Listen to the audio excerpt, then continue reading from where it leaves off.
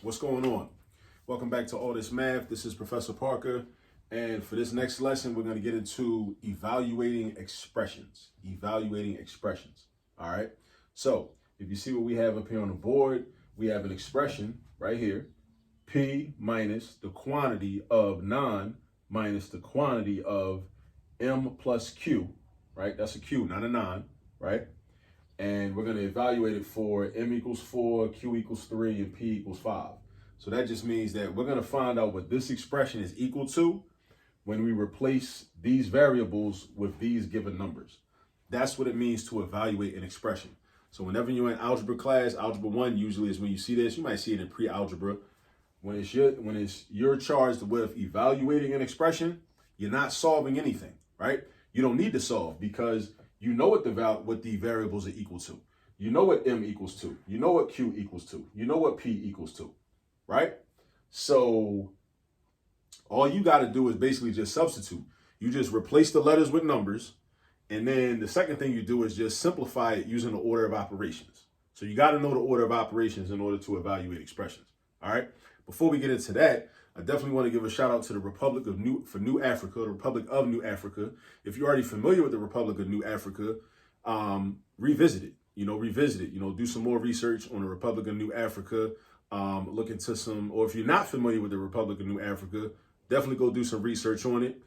Research some of the people that were involved with it, such as Imari Obadeli, such as Robert F. Williams, such as Chokwe Lumumba, and many other people that you'll find out once you get into your research. Also, even Rosa Parks. Rosa Parks was a supporter of the Republic of New Africa at one point. So definitely go do your research on the Republic of New Africa, especially if you never heard of it before and you have no idea what I'm talking about and what this t-shirt even symbolizes. All right.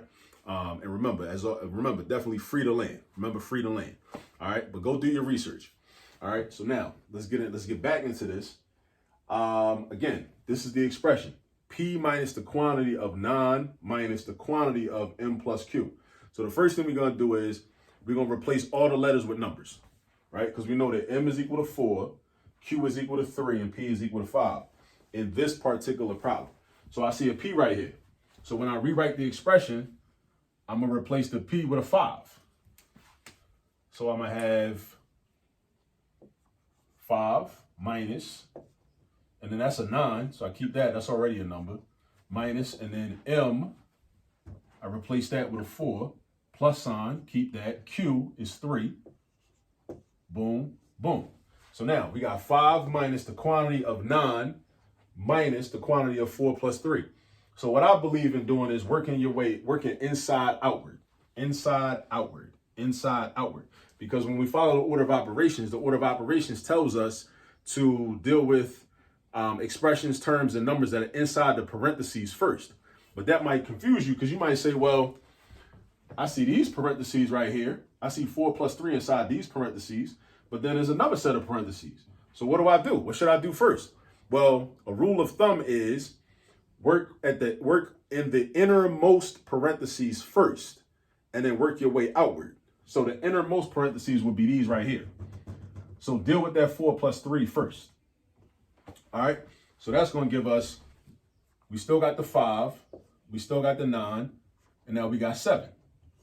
And we don't need parentheses around the 7 because the parentheses were there for the purpose of just separating the 4 plus 3. So now we got 9 minus 7. So now, again, we got 5 minus 2.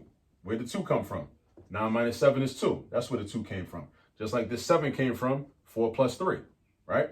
And then the final answer is going to be 3. And that's all you got to do when you evaluate expressions. Remember, 2 main steps. Well, actually 3. The first step in any math problem is to write the problem down correctly.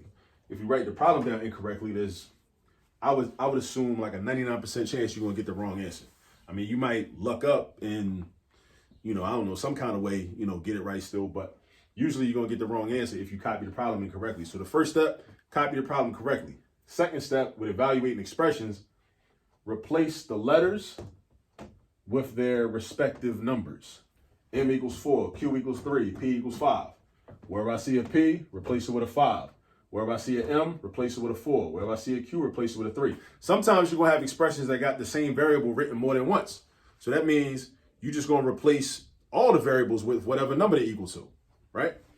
And then use order of operations to simplify, right? It's really the same thing you do when you solve an equation. After you solve the equation and you're going to go back and check your answer, you go back into the original equation with the variable in it or variables in it, and then you substitute in for the variables, the value you got or the values you got for your answer or your solution. And then you want to check it. You simplify everything to see if the left side of the equation is equal to the right side. And then to confirm that you got the right answer. It's really the same thing. When you check your work after you solve an equation, you are essentially evaluating an expression. That's what you're doing. But really you're evaluating two expressions because there's an expression on the left side of the equal sign and there's an expression on the right side of the equal sign. So you're evaluating two expressions. That's all you're really doing. You know what I mean? But this is how you evaluate expressions. Practice this. Make sure you master this. It's not really difficult as long as you know how to do it. And you know how to do it now. So go get into this, get some practice. And again, shout out to the Republic of New Africa. Peace.